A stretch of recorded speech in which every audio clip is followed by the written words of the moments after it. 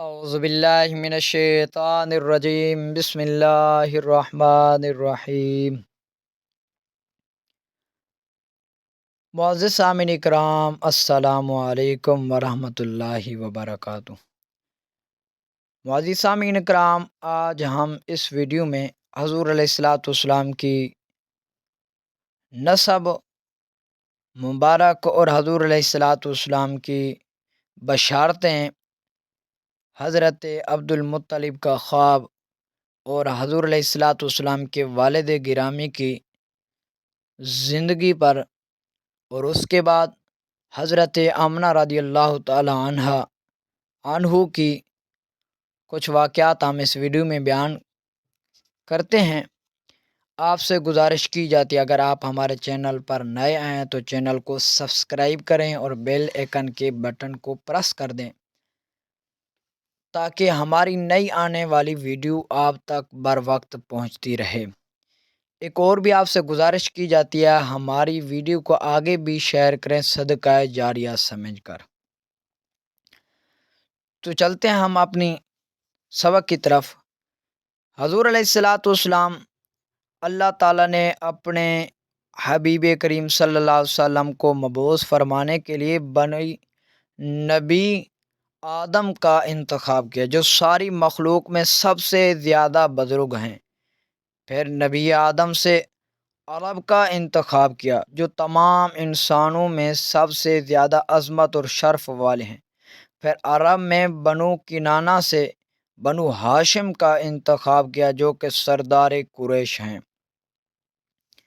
نبی کریم صلی اللہ تعالیٰ علیہ وسلم کا نسب مبارک یہ ہے: محمد بن عبداللہ بن عبد المطلب بن ہاشم بن عبد المناف بن قصہ بن کلاب بن مرہ بن کعب بن لوہ بن غالب بن فہر بن مالک بن نضر بن کنانہ بن خزیمہ بن مدرکہ بن الیاس بن مدر بن نزار بن معد بن عدنان۔ پھر حضرت عدنان سے پاک باز آب و اکرام کے واسطے حضرت سیدنا ابراہیم علیہ السلام سے جا ملتا ہے، اور آپ سے ہوتا ہوا ابو البشر حضرت سیدنا آدم علیہ السلام تک جا پہنچتا ہے۔ حضور اکرم صلی اللہ تعالیٰ علیہ وسلم کے نسب مبارک میں ہر بزرگ کفر شرک وغیرہ سے نہ صرف پاک و صاف تھے، بلکہ اللہ تعالیٰ کے محبوب اور نہایت ہی اچھے صفات اور بہتر عادات کے مالک تھے۔ جیسا کہ حدیث شریف میں آتا ہے کہ نبی کریم صلی اللہ تعالیٰ علیہ وسلم نے فرمایا: میں نکاح سے ظاہر ہوا ہوں، ناجائز طریقے سے نہیں۔ آدم علیہ السلام سے میری پیدائش تک زمانہ جاہلیت کی کسی چیز نے مجھے نہ چھوا۔ اللہ تعالیٰ ارشاد فرماتا ہے، جس کا ترجمہ ہے: اور اللہ تعالیٰ سجدہ کرنے والوں میں آپ کے منتقل ہونے کو دیکھ رہا ہے۔ اس کی تفسیر میں مفسرین لکھتے ہیں کہ نبی کریم صلی اللہ علیہ وسلم نیک اور پاکیزہ حضرات کے ذریعے پشت در پشت منتقل ہو رہے تھے۔ ابو نعیم کی روایت میں ہے کہ نبی کریم صلی اللہ تعالیٰ علیہ وسلم ایک نبی کی پشت سے دوسری نبی کی پشت میں منتقل ہوتے رہے، ان کے بعد پاک پشتوں میں منتقل ہوتے رہے، یہاں تک کہ اپنی والدہ ماجدہ سے کے طلعت ہوئے۔ سرکار دو جہان صلی اللہ تعالیٰ علیہ وسلم کی نسبت پاک میں تمام آب و اجداد سب کے باپ دادے سے افضل ہیں، جس طرح کہ حدیث شریف میں ہے۔ حضرت ام المؤمنین حضرت عائشہ صدیقہ رضی اللہ تعالیٰ عنہ فرماتی ہیں،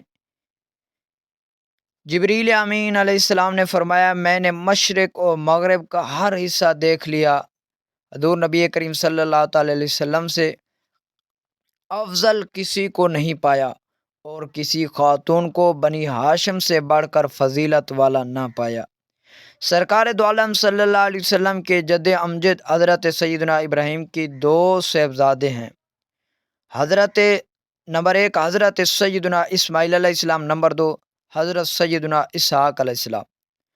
حضرت اسحاق علیہ السلام کے صاحبزادے کا اسم گرامی حضرت یعقوب علیہ السلام، اور آپ کا لقب اسرائیل ہے، اس لیے آپ کے اولاد کو بنی اسرائیل کہتے ہیں۔ حضرت عیسیٰ علیہ السلام سے پہلے تک سب انبیاء آپ کی ذریت میں ہوئے۔ نبی کریم صلی اللہ تعالی علیہ وسلم حضرت اسماعیل علیہ السلام کی نسل پاک سے ہیں۔ آپ کی ذریت میں نبی کریم صلی اللہ علیہ وسلم کے سوا کوئی اور نبی نہیں آئے۔ حضرت اسماعیل علیہ السلام کی ولادت کے 571 سال بعد حضرت محمد مصطفیٰ صلی اللہ تعالی علیہ وسلم اس عالم میں تشریف لائے۔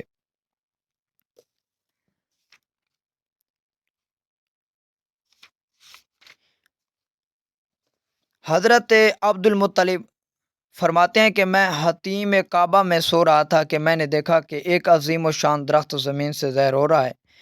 میرے دیکھتے دیکھتے وہ بڑھتا چلا گیا، اس کی شاخوں نے آسمان کو چھو لیا اور ارض میں مشرق اور مغرب تک پھیل گیا۔ اس کے پتے آفتاب سے زیادہ چمک رہے تھے۔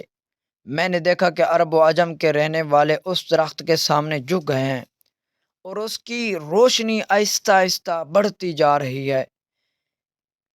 پھر میں نے دیکھا کہ قریش کے کچھ لوگ اس کی شاخوں سے لپٹ گئے ہیں اور کچھ لوگ اس کو کاٹنا چاہتے ہیں، لیکن جب وہ اس خیال سے اس کے قریب ہوتے ہیں تو ایک خوبصورت نوجوان ان کو روک دیتا ہے۔ میں نے اس سے دریافت، زیادہ خوبصورت نوجوان آج تک نہیں دیکھا۔ اس نوجوان کی جسم سے ہر طرف خوشبو پھیلتی جا رہی ہے۔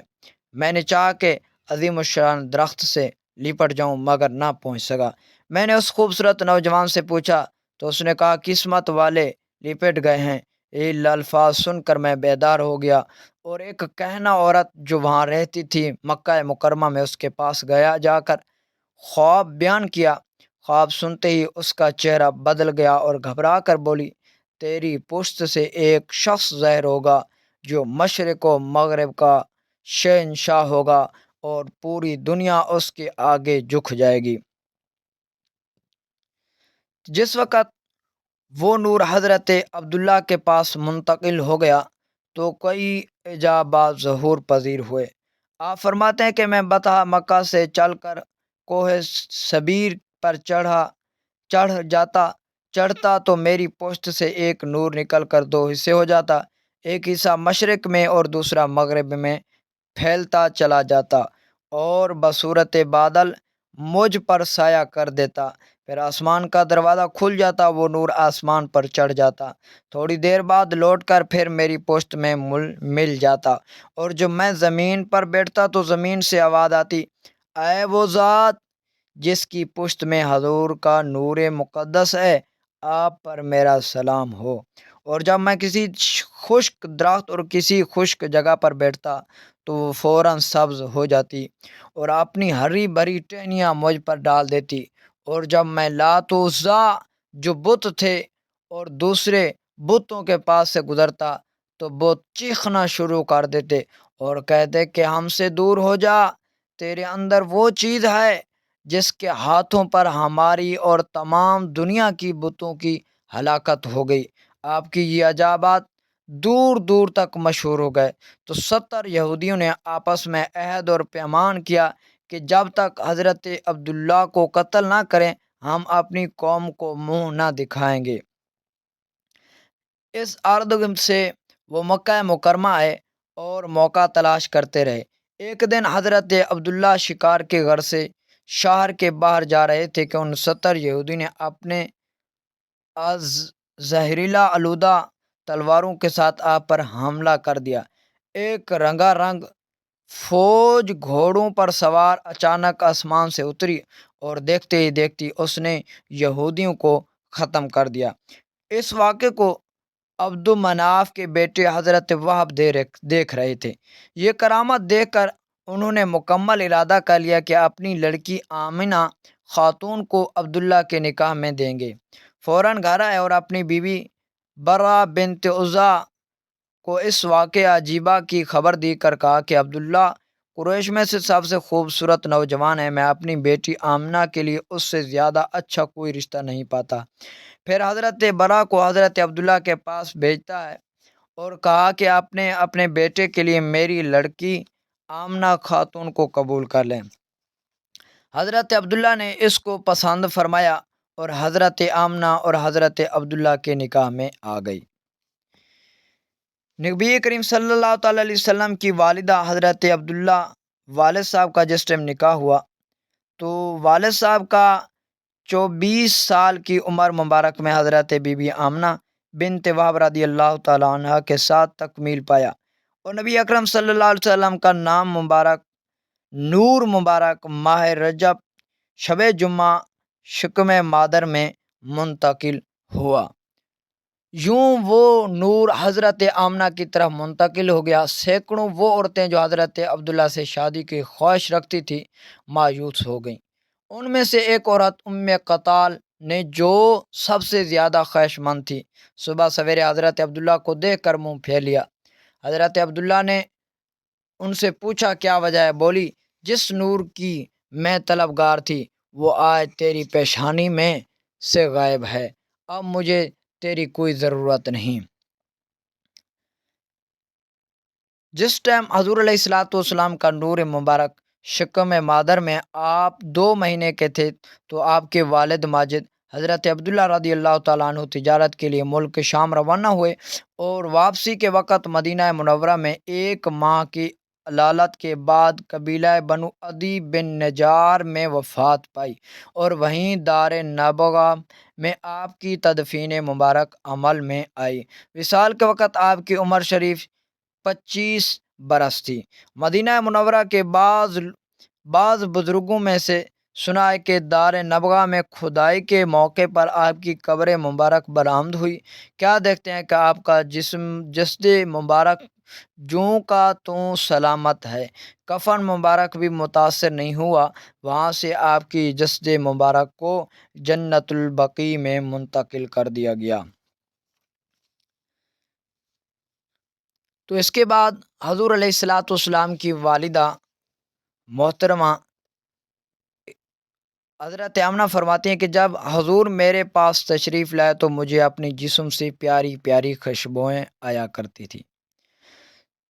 جب وہ نور حضرت آمنہ کے پاس تشریف لائے تو قریش کے مویشیوں اور چوپاؤں نے ایک دردے کو بشارت دی، قسم کعبہ کی رب کی کہ آج رات دنیا کا سردار اپنی والدہ کے پاس آ گیا ہے۔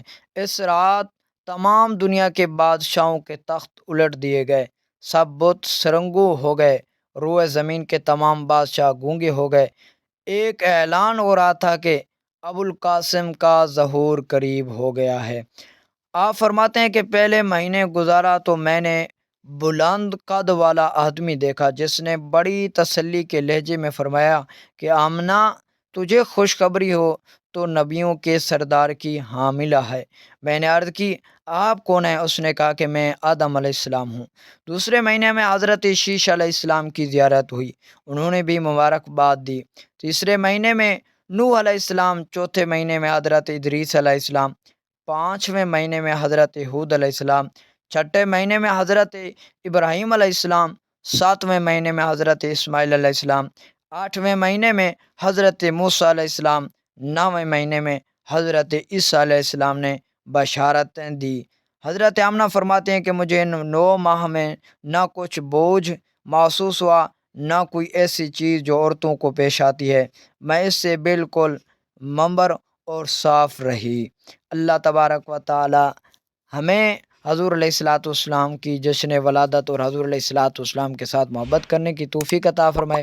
میرے بھائیوں، ہمارے چینل کو سبسکرائب کریں اور بیل آئکن کے بٹن کو پریس کر دیں تاکہ ہماری نئی آنے والی ویڈیو آپ تک بر وقت پہنچتی رہے۔ انشاءاللہ العزیز اگلی ویڈیو میں ہم حضور علیہ الصلوۃ والسلام کی ولادت اور باسعادت کا ذکر کریں گے اور حضور علیہ الصلوۃ والسلام کی شان اور نام مبارک کا ذکر کر کے انشاءاللہ العزیز۔ تب تک اللہ حافظ۔